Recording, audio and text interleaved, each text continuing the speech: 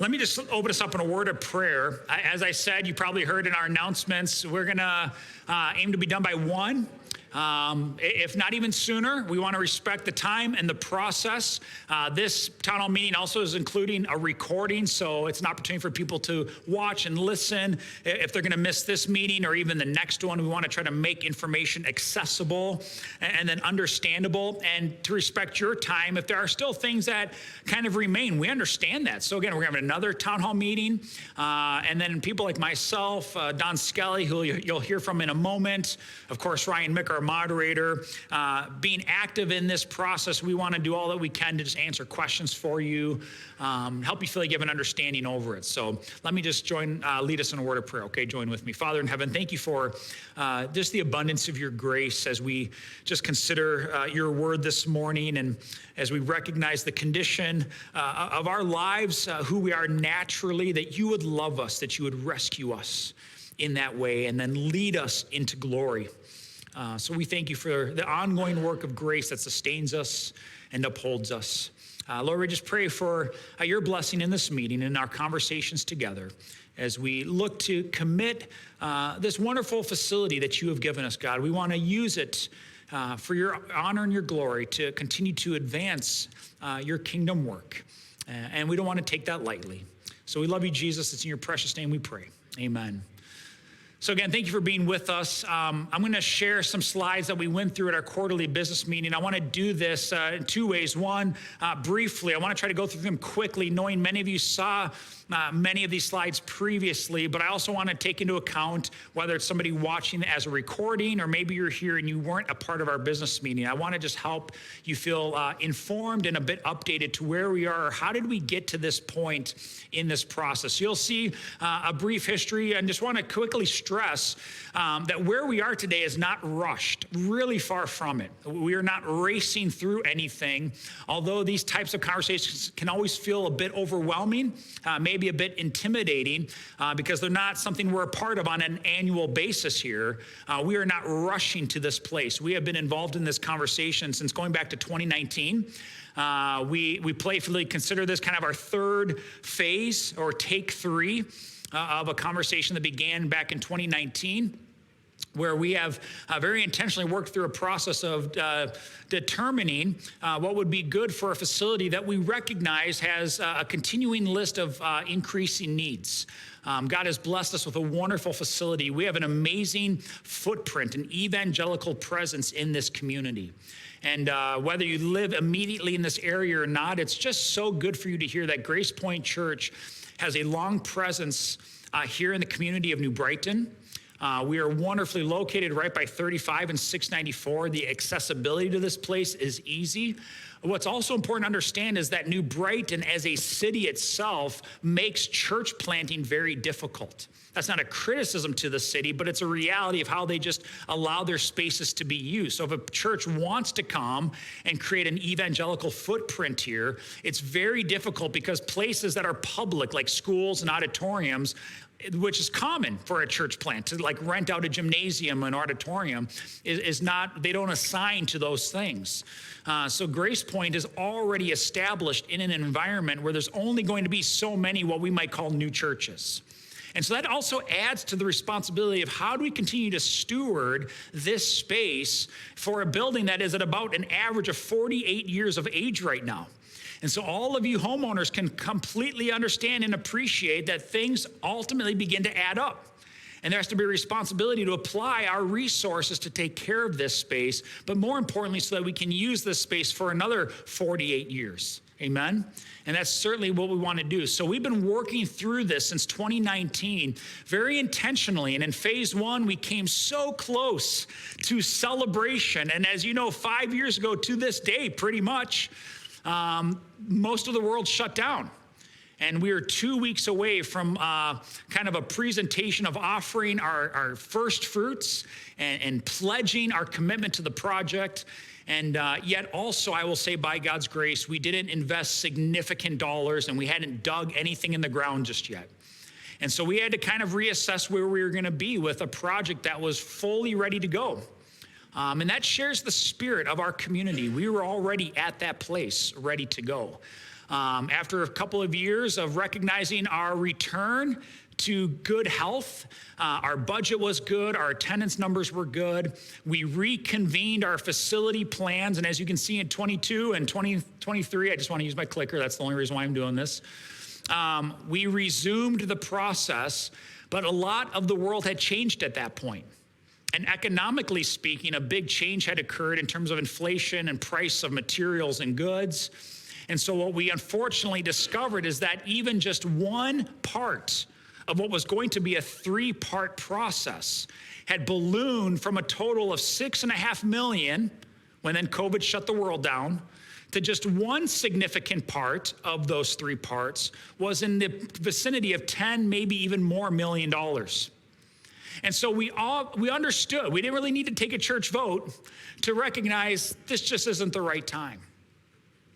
Though our needs and facility demands continue to press against us. And so we want to continue to be wise stewards of our resources and this facility. And so we've returned to the conversation of how do we assess what we ultimately have considered the next phase of this 2024 restart. We really kind of came at it with a new mandate of wanting to focus on what we call needs and priority wants.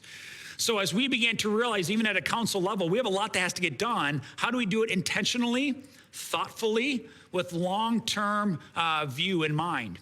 And so we began to reconvene our future facility team, currently being led by Don Skelly, who you're going to see in just a moment, as you maybe have or haven't had a chance to meet him. This included our council, our staff, our vision committee, and we began to recognize primary areas of ongoing needs, like the north parking lot. How many times have you heard about that? You know, we got the water table issues over there and the flooding. We've wanted to reduce the lobby, the stairs, especially what I've affectionately known as like Mount Everest, and just the worry. We've wanted to, obviously, we have outdated needs with our youth house, our bridge. Christian is here to testify if you need that personal example. We've wanted to increase security. That's been a big part of this for our children's spaces. Our children right now are disjointed just a little bit. And so it makes it hard to create adequate space and kind of bring our kids into a single spot. Of course, things like congestion and the boilers, we hear about that at every business meeting. And so we have these ongoing building needs, okay? So the second step, after we took into everything consideration of what's going on in our building, how do we address that? We also began to realize that we had hard choices to make. We didn't want to spend 10 to 12 million like the last round. But we also knew we had significant things that had to get done in this particular space. So immediately we recognized we can't do a complete renovation of the bridge. That's going to have to stay for the time being. The north parking lot is not something that we can address at this immediate moment due to its costs and ongoing, I would say, maybe confusion of how to best deal with a water table issue. So we didn't want to put a ton of money into something that may just continue to resurface, you know, no pun intended there. And also the replacement of the elevator is in front of us, but it's not immediate. So we had some big items that we knew we could pull away and to continue our planning for maximum facility impact. And so as a result, we came up and realized here are the things that we can achieve. We can get ourselves new upstairs bathrooms for both men and women. That's a fantastic value point since these are the primary options for people, especially, friends, guests and visitors. Amen. I think we can easily get used to it and we can think, oh, well, it's not the best, but we've grown acclimated. And we've got to fight against that just a little bit and to appreciate those guests who are going into that men's bathroom. Heaven forbid, but it happens sometimes. All right, so upstairs restrooms, we want to enhance our children's security, reduce the use of stairs and elevator to the best of our abilities. We can replace the main boiler, a more welcoming aesthetic, flexibility for future growth, safer, more convenient backdoor access, increased lobby space with added versatility, convenient location for the church cafe, and a larger conference and multi-purpose room. A lot that can get done to continue the ministry for 48 more years. So here's what we've done. I'm going to go through these quickly. You've seen this. I want to just make sure you can see the orientation of our master site and facility here. This is our entrance. This is the front door. Does that all make sense to everybody? All right, so here's kind of our back parking lot. Here's the golf course. All right, so what we're going to do is we're going to be proposing an update to our parking lot that creates more of a round-off, drop-off point. Because we are not doing a 12 million building campaign to push the building out like we had originally considered, we want to make accessibility better or more improved. So we're going to have a round out drop-off area and obviously improve the back walkway to the church. We'll have a bit of a canopy here over the door. And so it'll make accessibility easier. The sloping, the grading will be more improved. You'll still have the normal entry point that you would like here at the front door, but the back access to the main lobby space of our church will be on the common level. I think that'll be a real value point to a lot of people. And it doesn't allow us to sacrifice many parking spaces at all.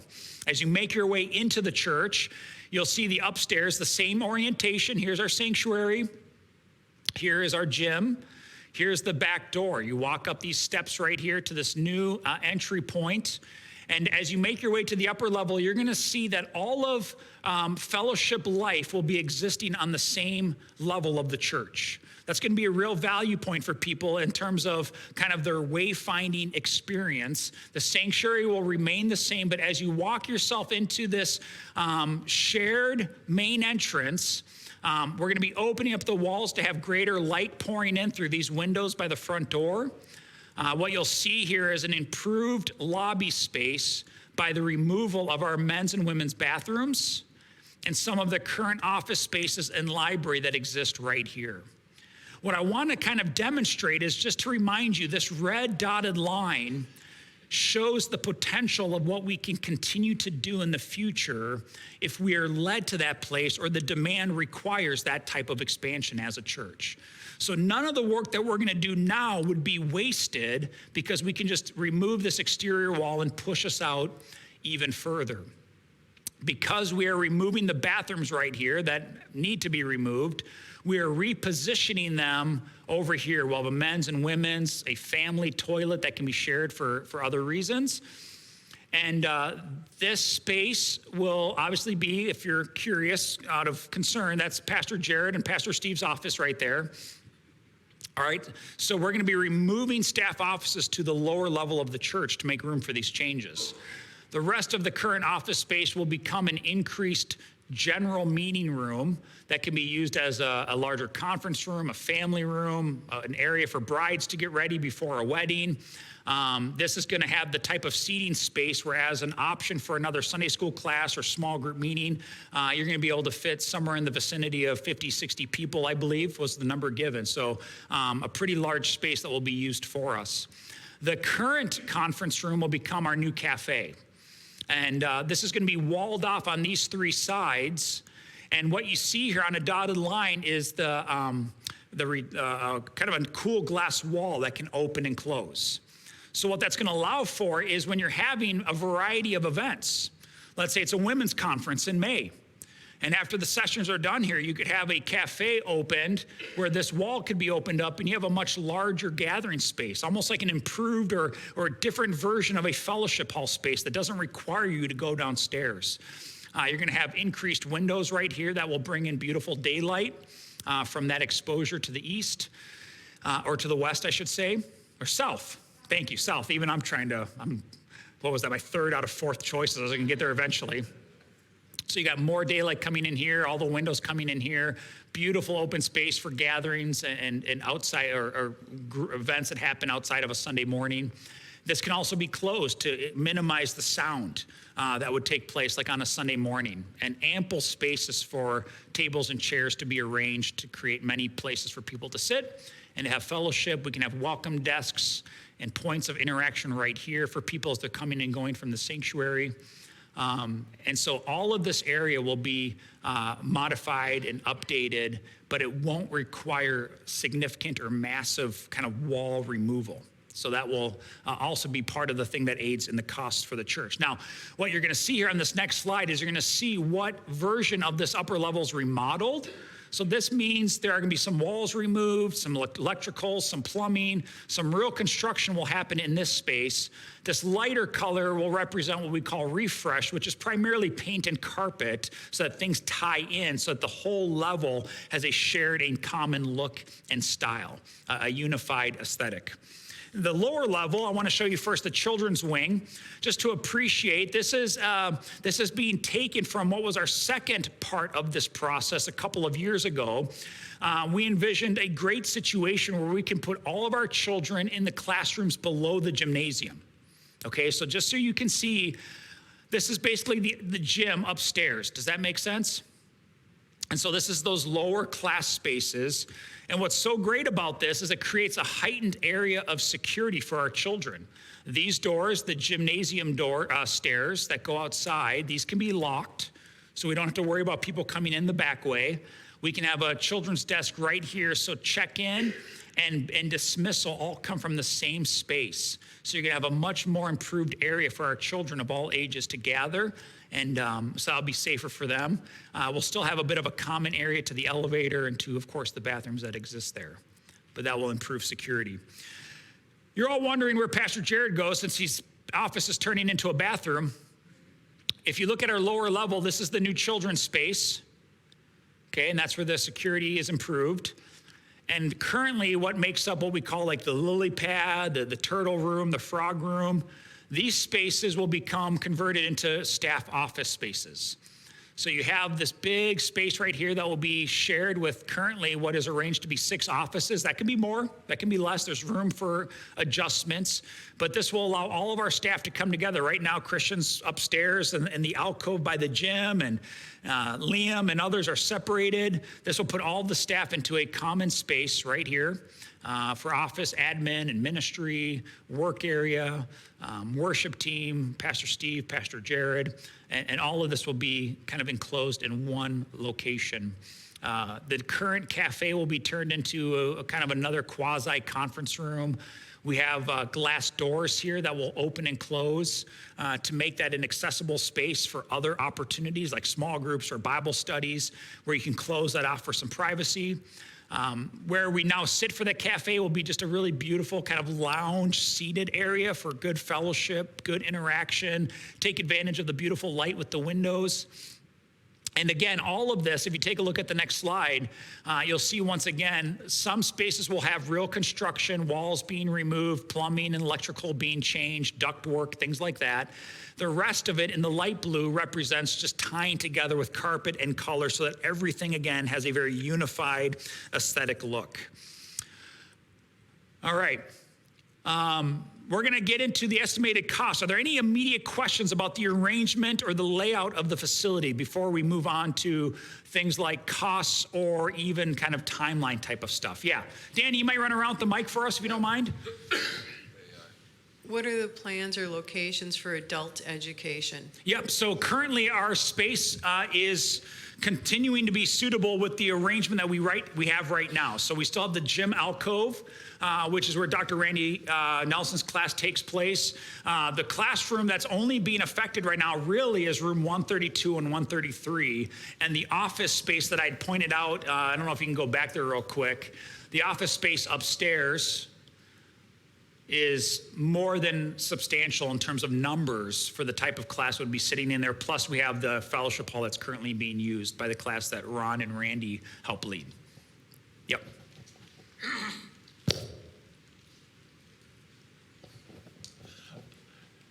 I come in and I am not a worshiper here. And I am handicapped. Yep. And I have a good voice to sing or play a violin, which I did, so on. But I cannot get up into the choir. Right. Yep. But everything looks great. But if I want to get more people in, and you don't have a decent plan for handicapped up front to perform, I'm not going to be here. I'll go someplace else. Yeah. I think we could crash the front out by 20, 30 feet, and that will give you a few more spaces Yeah. to put people in. But the Rick's plan looks great, but I'm looking at that scenario, and with the adverse things that happened to me, I'm rather discouraged to see that nothing is going to happen Yeah. for a planning purpose for the choir and for space for orchestra, which is kind of packed Yeah. out. And do not think that I'm being negative, Oh, I understand, Fred. Thank you. but I saw what happened to me, and Yeah. and perhaps a few others, not as personal yet. Yeah. Yet it is. But I'm looking at down the road, Yeah. thinking about that. There has to be some ways of modifications to make it function. I know there's money will come in for it. Yeah, let me answer your question, Fred. Thank you. I think we all share that. I'm completely agreeable to what your concerns are, and that was proved by our plans in the first phase that unfortunately didn't go through. We had significant $1.5 million investment in our sanctuary alone, and that included a ramp for physical challenges to be able to make your way up, whatever those might be, and being able to be a part of worship in different forms, from scripture reading to music singing. And by God's grace, we were able to make important updates to refresh the sanctuary from what was $1.5 million to 150,000. So God has allowed us to have a space that is a little more pleasing, I would say, to look at. If nothing more, we've made some important updates with our technology in the back behind you to give people the chance to be a part of our church in a different context. But that is something that hasn't been tabled in any stretch of the imagination. Our current plans with our future facility is one of those things where I'd put it this way: we can't do everything, but we don't want to. We can't do everything, but we don't want to do just nothing either. And so we're trying to be very intentional with the recognition of the needs and the wants that we have, some that are mounting at a significant rate. And we want to move forward purposefully and try to get a lot done. And I think God has put us in a position to do that. And part of that, like the north parking lot, like the bridge, like the elevator, there are some difficult areas that we've recognized we can't address in the immediate moment, either because some of it has been addressed, or we know down the road, Lord willing, we can continue to address it. Those are some changes that we know we can work on. We just haven't built them into the immediate plans because we want to deal with the areas that we consider are just as much of an equal value of concern. Okay, so I totally hear you. I share the same desire to have individuals like yourself feel like they can get up there easily. We just aren't planning that in this very moment due to cost and time. Yes, and both Carols. So we'll get to the next Carol. Sorry, I did see your hand. I apologize, Carol. Go ahead. I was curious about the transition in just square footage for the kids area. Has Marie given comment? Yes, Using great those question. 4 rooms in a different wing, Yep. Which will be valuable for staff space. I just am curious about kids. Yeah, great question, because I want to just affirm where we're at today is the result of having good conversations, which included staff individuals. And so Marie and Susie, I see Susie back there, understand and have been supportive of the plans that we've been going into. So the tension is an absolute recognition of the security elements and favoring the idea that all of our children are in our common place, right? So everything from just keeping them collected and keeping them safe is a huge value mark. But there's an undeniable pressure point in relationship to our church. Even just this past week, Marie mentioned to me that the staff spaces are stepping into nursery places primarily, which we haven't had to use in kind of a heavy capacity. But again, we see more families coming and more young children being given into this church, which we're so thankful for. And so there's a healthy tension that understands we are not currently using all of our square footage as we could. And so this plan is actually allowing us to take full use of our square footage as a church. Right now, there's a lot of square footage not being used. So part of it is we are wanting to use the fullness of our square footage. And I know Marie would say herself that she is agreeable with this plan and is understanding there's going to be some finagling that's going to have to happen with things like Wednesday night and how spaces are used and maybe even shared by other ministries. So there's going to have to be some, I guess, responsible work done. The square footage can be done. and the space can make it doable for our children's ministries. But I would say it's a good thing if we find ourselves in the near future saying, what do we do with this great growth? That's what we're hoping for too. Carol.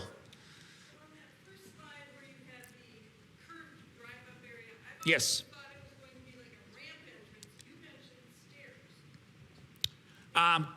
Just to confirm, no stairs here. Okay. That's a ramp. Okay. Thank you for, if I did say it, I apologize. Yeah, Mark. Oh, I'm sorry, Tom. Yeah, I was just wondering. Sorry, Mark, you go. Okay, there we go. I wasn't paying attention. Who was holding the mic? One thing that comes to mind for me is the construction portion of this, Yeah. and it doesn't happen overnight. Yeah. How do you minimize the disruption Yeah. that's caused by this type of a project? Right. Which I like what I see, but I can envision there being some construction going on, and Yeah. how do you conduct regular church activities Right. in the midst of that? Yep. We're going to be benefiting from the wisdom of construction groups. Our work with Station 19 has some great relationships with builders, groups like Langer Construction they partnered with for a long time.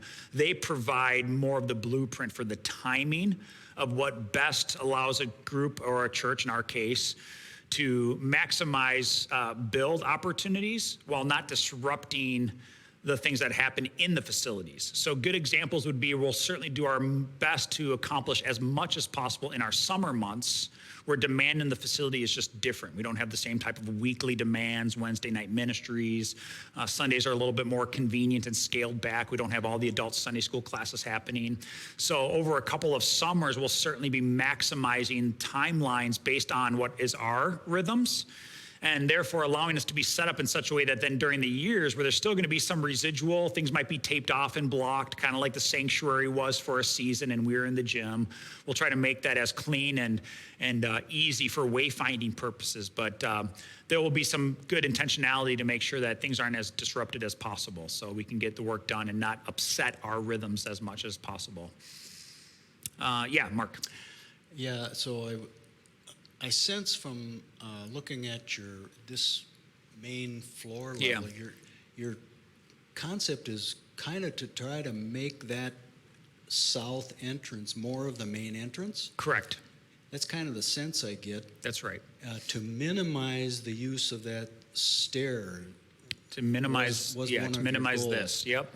However, in fact, I was going to ask, what's the parking situation if you're adding parking? And I did hear that you mentioned you're actually losing a few parking spaces. So how does that, you're going to make that the main entrance, but most of the people are still going to have to park on the north side of the building. Yeah, no, it's a great question. We want to make it an equal valued entrance. I don't know if I want to go so far as to say this is our new main entrance, but the design idea really comes out of our last phase a couple of years ago when we were looking at a potential 10 to 12 million cost project.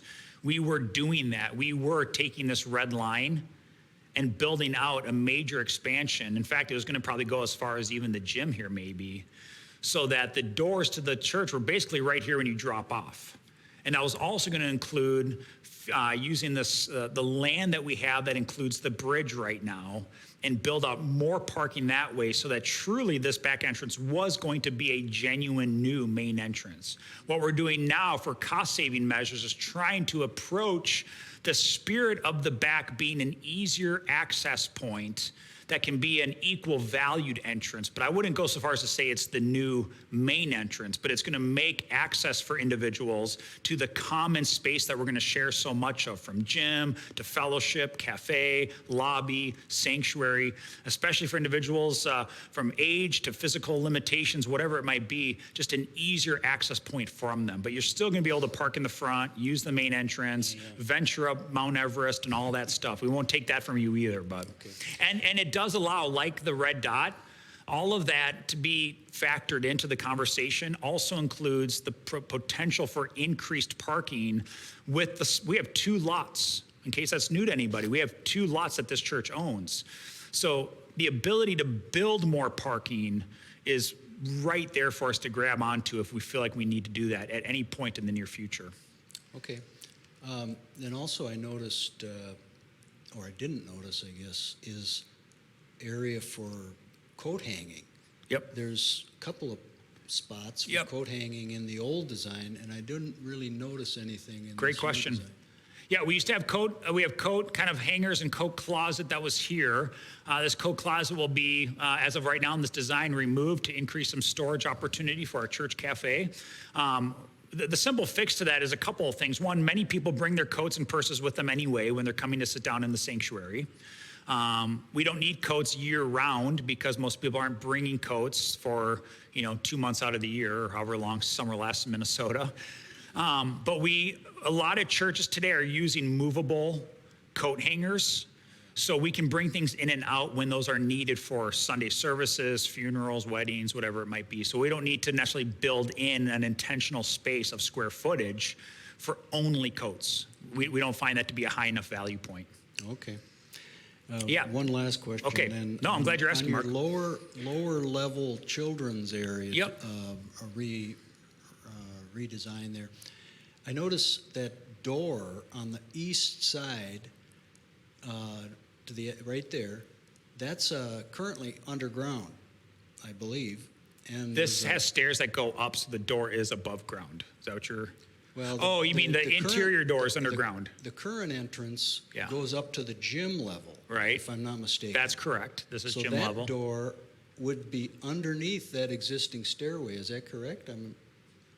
No, so nothing here is changing, Mark, just to be clear. All that we're trying to demonstrate with this east wing of the building of the church is that the lower level interior door, because that's where our children's spaces will be located, Right. can be shut and locked from within so that if anybody comes in from the parking lot, because let's say they want to go into the gym or attend Randy's class in the alcove or whatever it is, they can go down the stairs, but they won't be able to get into the lower level of the children's wing. Okay, what I'm kind of referring to the upper one there. This, there. right here. So what you're showing there is really the upper entrance. That's correct. Okay, because And that to is- me that looked like you were Yeah. adding a new I outside. appreciate you exit. pointing that out. That's what's hard sometimes about these types of images. No, that that is was the it. outside current upper level door. All right. Questions are still there for you to ask. In relationship to some of the questions, just to kind of move forward, and I'm going to have Don just be available at least for questions more than anything else. But there's a bit of a timeline thing that's related to both build and cost variables that we want you to be aware of, to have information over. You're going to see estimated costs. So if you remember, and I celebrate this because if you remember, 5-6 years ago, when we were right on the cusp of doing this, it was about $6.5 million, which for the 3 phases was an incredible opportunity. Last time around, one phase was in about the ballpark of about 10 million. And now, with everything that you've seen on the interior of the building, primarily construction, remodel, the parking lot, all of that in total is going to get down to around about a $2.6, $2.7 million price tag. So we're talking about a substantial difference. No one's minimizing the dollar amount, but a substantial difference from what we were once looking at as a church. And I don't think it's a stretch to say that by God's grace, we are here. And although we've been delayed, we have the opportunity to take advantage of something very special to improve a lot of needs, to build in some important wants, to put ourselves in a position to be an ongoing influential location for the years to come. So I think that's just incredible what we're able to probably take advantage of, especially given the environment in which, things are still a bit pricey and things like that. But every year we delay, I'm going to let you speak on this just a little bit because I think there's an importance here just to stress the value of the timing at where we're at. And my want to encourage you to be prayerfully considering your investment in this. Not just in supporting it and feeling like, hey, these are plans we like, but if you like them, your prayerful consideration of investment in that, because what we can do together is very possible. Very possible. No one's having to pay for this by themselves, but corporately together with prayerful sacrifice and commitment, this is a very achievable thing. We have as a church already a very encouraging start. We have as a church, by the faithfulness of all of you and the generosity of your giving, we've had multiple years of surplus. But by God's grace, we've been able to end the last few years with more money than we expected. And we're able to divert a significant number of those funds, still remaining, still keeping funds in reserve and having what we need for ongoing property issues and things like that, but still carving out a good portion of those surplus funds. That alone is in the vicinity of a little over $300,000 that we can apply immediately.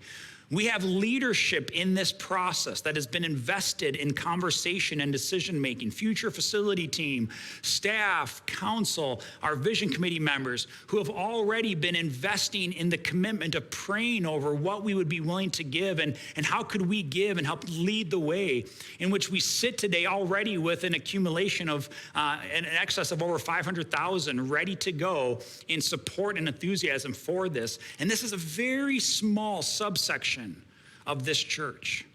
So I look at this and I see this as an incredibly exciting, doable project for our church that answers a lot of the things that you and I have been seeing and observing and experiencing, whether you've been here for a year or 15 years. That puts us in a really good position. And what I love best of all is it doesn't negate future needs that we have before us, future demands for square footage. The building out that I talked about, and question you asked, Carol, that build out, that when you see the red line and what we talked about, it's not just upstairs, it's downstairs. And so you have the potential of future build up if by God's grace we need that. That's great. Those are good problems to have. And so we're excited about that. It doesn't, we don't erase the effort, the time, and the years we put into this and the money we may commit to, because ongoing changes might have to happen down the road, including things like you said with the sanctuary. All of these things work in harmony together, and that's been part of the due process we've been trying to work through as a group in all of this, is to make sure that we're not going to step on process's toes to get there, I don't right? think you're going to let me talk. Okay. Are you going to chime in here or what, Don? But anyway, I wanted you to see like the estimated cost and where we're at. So Do you have that, is that other slide there for the kind of the timeline? I think so. roughly? Yes, we do. It'll be right here. This? No, Right here? keep going. We don't have that one? Maybe not this one. No. Okay. Oh, we maybe don't have That's that one. okay. Okay. Well, okay, so we're looking at the estimate there, and So Don's been leading our future facility team. Just Yeah, so you. thank you. Sorry just about so- that. Yep. It's been about a year. Yep. Seems like it. So if we look at that total estimate there of, let's say, 2.67 million, which is a couple lines up from the bottom, if we decided as a church to not move forward, and I don't think that's going to happen, but if we did do that, Langer Construction, who we've been working with primarily in Station 19 also, they've let us know that we can plan for somewhere between 5 and 7%, probably 7. That total will just continue to grow ad infinitum. And they, work with enough subcontract work, material, labor, that they can, relatively sensibly predict that. So, that number just starts to grow by 150 or 200,000 quite quickly. And it doesn't end, it just kind of keeps going. So we're motivated to, as leaders, to commit first and then invite others to do the same. And we'll have to, we're waiting for our contractor Langer to give us a timeline of activity.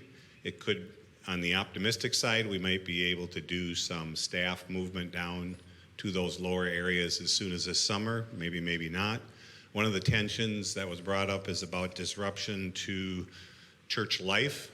We're going to have a lot of it, but it can be that can actually be motivating. That can be You see exciting. stuff going on.